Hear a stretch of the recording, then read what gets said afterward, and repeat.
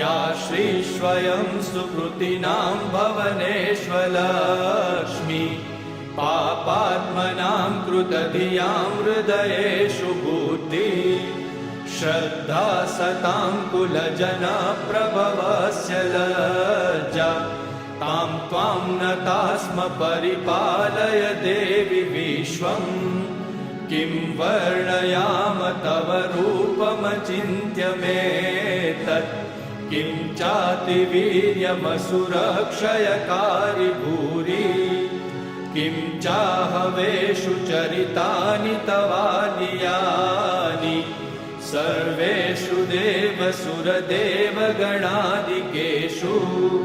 हेतु समस्तजगतां त्रिगुणापि दोषे